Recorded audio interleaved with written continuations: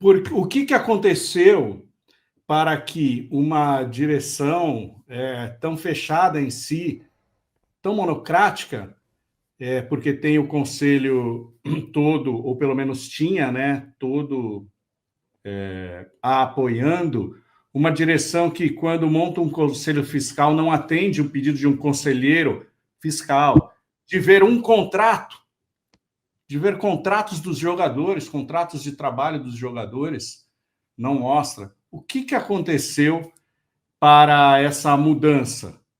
Enfim, foi a perda de apoio político, foi o Casares ser xingado e vaiado no Morumbi, ser tão criticado pela imprensa, a imprensa generalista e a imprensa especializada.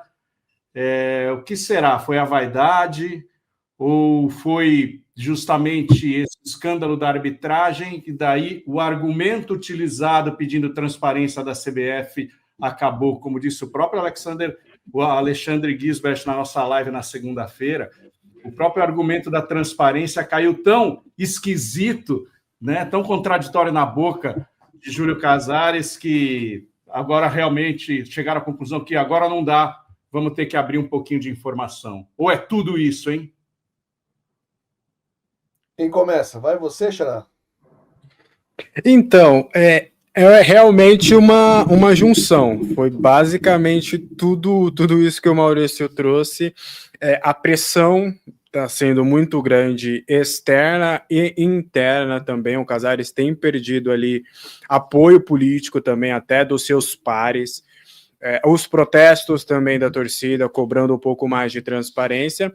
E também o fato de você pedir essa transparência para a CBF, sendo que você acaba não sendo transparente. Então, foi uma junção de fatores que fazem realmente o Casares ele tomar esse tipo de atitude. O que mais pega justamente é esse momento político, porque, como eu trouxe, a pressão para o Casares está sendo muito grande. Conversando com várias pessoas, é o pior momento político do Casares. Muito por conta e se inicia lá com déficit, lá em dezembro de 24, vem agora com as amarras do FDIC, vem com as vendas, vem com o FIP de Cotia, que até o momento não está sendo votado muito porque já há uma rejeição lá dentro. Então, é pelo menos uma forma do Casares tentar amenizar a crise política na parte externa. Na parte interna, ele vai tomar algumas outras atitudes ali para, quem sabe, conseguir ir para um último ano um pouco mais tranquilo. Mas eu coloco muito mais na conta dessa pressão política, mas chega a ser irônico você pedir transparência da CBF, sendo que na sua casa as coisas não são dessa forma. E mais, né, Xará, eu fico bastante incomodado com um ponto que você trouxe aí, que a gente vai abrir aqui os treinos, vai divulgar boletins médicos, vai falar do valor dos jogadores, mas não vai falar da grana. O São Paulo está na situação que está porque a dívida do clube está batendo na casa do bilhão. O São Paulo passou a temporada inteira sem poder gastar um centavo com contratação de jogadores, né? Contratando jogadores só daqueles que conseguiam negociar um salário ok, mas sem valor de transferência, né? Não conseguiu tirar nenhum jogador de nenhuma outra equipe. Vendeu praticamente 20 jogadores do atual elenco, inclusive as grandes promessas, né? Os grandes jogadores que teriam um potencial aí de ganhar valor de mercado, que foram essa geração aí que venceu a Copa São Paulo, e não trouxe melhoria, né? Ou a melhoria que a gente vê nas contas, elas são dadas a conta-gotas, né? Então, não dá para ser meio transparente, né, Maurício? Eu acho que ainda mais para um clube que passa por esse momento de dificuldade, eu acho que precisa realmente abraçar esse conceito todo, porque senão é surfar mais uma vez no oportunismo, como ele fez aí nas promessas de campanha, como fez aí em outras entrevistas. Você vê, entrevistas para veículos de reputação, nossos amigos aí do Arquibancada Tricolor, com Belmonte, o próprio Bola da Vez, lá da ESPN, com o nosso amigo também, André Plihal. Então você vê que o Casares ele até se manifesta vez ou outra para um veículo que ele considera mais, não sei se a palavra é dócil, eu não quero criticar aqui os colegas, acho que tem um contexto para se fazer as entrevistas, mas sempre em contextos mais favoráveis. Ou quando a situação, como disse o Alex, está insustentável. E está insustentável porque ele precisa aprovar essas parcerias econômicas, principalmente, porque como até disse aqui um colega aqui, eu vou tentar puxar aqui o comentário, aqui ó, Pedro Tavares, né? O FDIC deu certo, o Casares era o principal beneficiado, porque ele tem que receber o dinheiro que ele emprestou. Na verdade, ele se tornou avalista do São Paulo em vários empréstimos bancários, né? Então, de novo um objetivo particular, né? E o que se espera disso, né? É para o Casares conseguir fazer seu sucessor no São Paulo? É para ele próprio também alçar algum outro tipo de cargo, seja na Libra, seja numa eventual SAF? Primeira pergunta que eu faria para o Casares é o seguinte: Casares, você tem intenção de se tornar presidente de uma eventual SAF do São Paulo? Porque a gente viu isso acontecer com outros dirigentes, com o próprio Marcelo Paes lá que está no Fortaleza, né? O cara prepara, entre aspas, o terreno e depois se torna CEO. E aí, como CEO, tem realmente. Ele pode até se virar o gestor, digamos, do FIP de Cotia, né? Pode se tornar aí, digamos, uma pessoa que vai ter poder de veto até nas decisões do clube.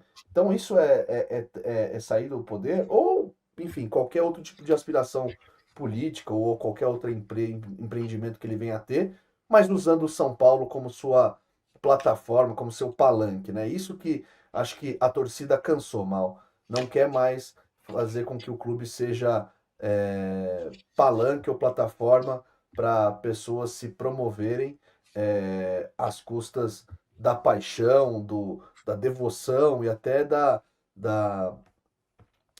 do financiamento do torcedor, né? Porque é o torcedor que paga, entre aspas, o salário do Casares, comprando ingressos, comprando camisas, se associando, enfim, de várias formas. Porque o Casares, inclusive, ele é remunerado pelo São Paulo. Então, de fato, é legal que isso tenha acontecido, mas temo que seja mais uma iniciativa eleitoreira, digamos assim, Mal. Pois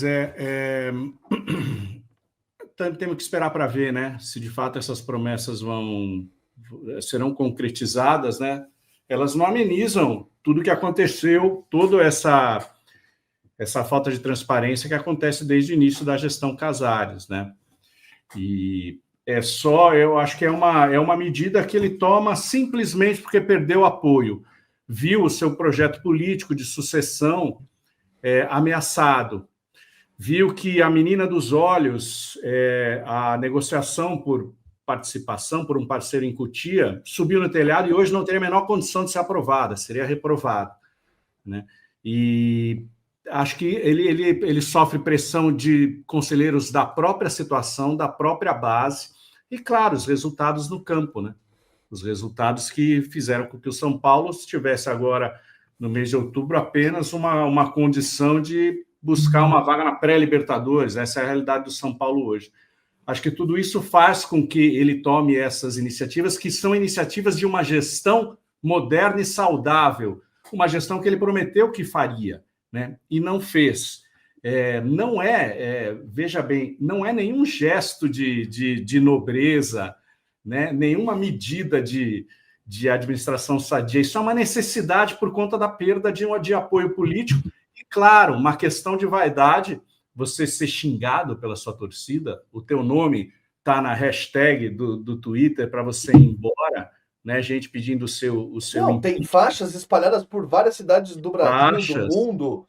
Tem panfletos colados na porta do Morumbi. vão lá, tiram, botam de novo, botaram um caixão na frente do Morumbi com a foto do Casares e do Belmonte. Não é pouca coisa, né, Maurício? Eu acho que talvez o São Paulo passa por uma das suas crises institucionais mais graves da história. Acho que Sim. não tem uma gestão que tenha sido tão contestada e de uma forma tão onipresente, digamos assim, do que essa do Júlio Casares. E Ale, é casuísmo e uma medida de desespero. Não, isso não é, essa transparência não é convicção, tá? Isso eu acho é o que a gente tem que ter certeza. Isso não teria sido adotada desde o primeiro dia, né? Estou aqui com os documentos obtidos por essa comissão de governança. Eu consegui obter alguns relatórios, né? Em maio, essa comissão de governança ela fez um diagnóstico, né, da situação financeira e também da situação de gestão. 5 conselheiros notáveis, vamos dizer assim, foram chamados a montar ela foi montar uma comissão para aconselhar, não tem caráter executivo de botar as coisas para funcionar, mas aconselha. Em maio fez um relatório e uma série de aconselhamentos. Em agosto, o balanço daquelas medidas em maio. Definição do grupo permanente para apoiar mudanças de processo. Foi iniciado o trabalho pela mesma comissão. Só a comissão começou a trabalhar para dar esse diagnóstico. Indicação de um controller sênior para o futebol. Daí eles indicaram alguém que já existia lá, não alguém de fora, um profissional de fora, para ajudar na questão ali do controle financeiro. Indicação de um tesoureiro sênior para ajudar nos processos com bancos, conforme o CEO, vermelho, não foi feito, conforme o CEO, ainda em processo de contratação. Isso foi indicado em maio, junho, julho, agosto, nada. Estudos de estruturação de processos orçamentários, nada. Reunião a ser marcada, sugestão já enviada. Definindo o novo processo orçamentário, chaves de alocações para áreas comuns, proposta de processo enviada ao diretor financeiro. E aí vai, renegociação dos contratos A e B com objetivo de redução de custo de 10%. Projeto iniciado sob a liderança de alguém lá. Definição de metas, responsabilidades, indicadores, cascateamento para todas as áreas, consultores internos e externos trabalhando no tema. Definição das políticas e mecanismos e rituais operacionais, consultores internos e externos trabalhando no tema, ou seja, pedido e status em agosto de algo que foi pedido em maio, ou seja, nenhuma celeridade. Na verdade, foi montada essa comissão